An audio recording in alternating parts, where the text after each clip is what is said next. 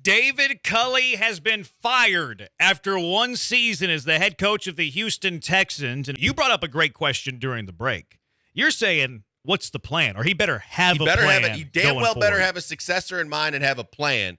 Because otherwise, like we said, not only is this solely on him, but the fact that you went out and got your guy and gave him 5 years and 1 year in, he's not your guy, and you got your eye on another guy, you damn well better have the successor in mind. And it was funny because the other thing I was thinking about when I was listening to the Wheelhouse last night driving home in terms of, if you have the guy, Cody said you better have the guy this time.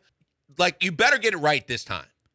Now, my theory on this, and curious now how, your thoughts on it, day 4 into the evaluation, now that David Culley has been fired, I said that a lot of this is reading the tea leaves. It's not like me reporting on it or anything like that.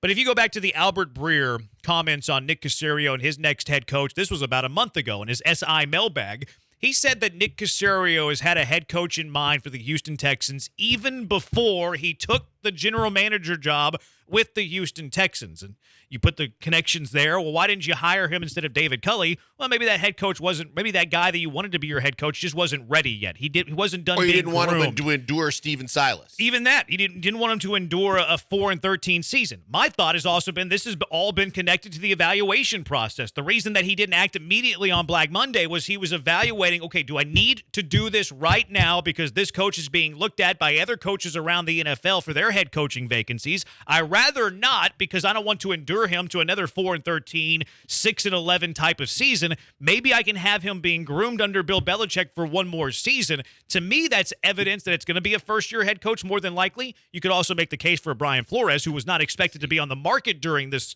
coaching cycle. But I believe he does have a plan. I feel like he's had a calculated plan, to be quite frank, all along.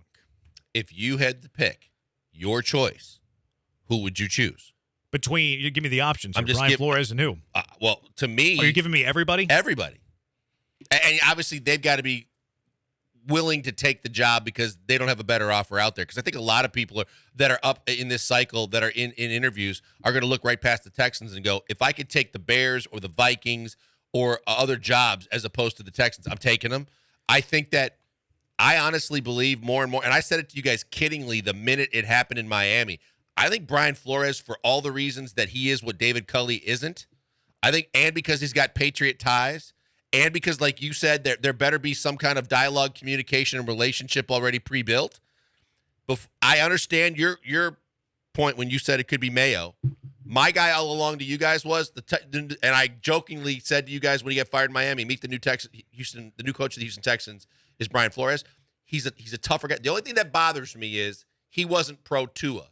So he's not pro young quarterback coming in, and maybe that's because he felt like the rest of the roster was far advanced from what the Texans have. But other than that, from the locker room, from the culture, from the Patriots way, to the relationship with Caserio, I think Flores makes too much sense unless he gets a better offer from one of those other teams. Hey guys, I want to tell you real quick about Fitz Roofing. I love the people at Fitz Roofing because they take care of Houstonians every step of the way. It starts with a free no-obligation inspection. All you do is call them, 832-521-3001. No matter what you need done, they come to you, tell you what they can do. They go back out the rest of their day. You want them to come back, you book them, and they do great customer service before, during, and after the sale. You can check out all the ways that they can help you at fitzroofing.com. But believe me, Fitz Roofing, making a difference one home at a time. I'm not anti-Flores. To me, the problem is I just don't see it meshing. I don't see it being a coach that Caserio wants. And I have some negative thoughts on Brian Flores. The fact that he was under 500 in 3 years and didn't make the postseason is something that I would weigh on the con list. Now, you're grimacing there because, he took over a bad franchise and won far more games than he was expected to win. Quicker. Which is a fair this point. year he started 1-7 and won, 7 or 8 in a row and brought him back in where a lot of teams would have folded up their tents and gone home. But the other side of that story is he started 1-7. I get it. You know what I mean? So but he was force-fed Tua. Yeah, but Tua kind of bailed him out of the hole a little bit too. I mean, it depends on where you're at with Tua. Like, we're kind of in different spots on Tua too, where you think Tua's like a promising young quarterback who you think, what do you think Tua's like ceiling is, by the way? I still don't think that could be determined, but I think it's not as high as everybody thought it was when he came out of Alabama. But I think it's kind of top 10. I think he's on the cusp. He's right there. He's better than a Kirk Cousins, but I think he's not elite. See, we're not even that far off. I think he's like 15th best quarterback in the NFL. So, whatever the case may be, this is not Tua time. Right. David Culley has been fired by the Houston Texans. I don't believe Brian Flores makes a whole lot of sense because of the meddling that Nick Caserio has with his head coaches. The fact that he was in the headset of David Culley on game day. The fact that he was in basically telling him what to do against the New England Patriots, saying, let the Patriots score here. This is the best thing that we can do. To me, that's not going to fly with a Brian Flores. So that's why I don't see that connection working. Now, if it is Brian Flores as the head coach, now that's the positive side of it, is that Nick Caserio shouldn't be meddling anymore, and it would signal a philosophical change for Nick Caserio from what we learned in year one. I believe it's going to be a first-year head coach. My hunch for the longest time has been Gerard Mayo. To me, there's other guys that are certainly candidates. I don't think it's going to be anybody we expect. Gerard Mayo is certainly somebody that I expect, but not a Josh McDaniels.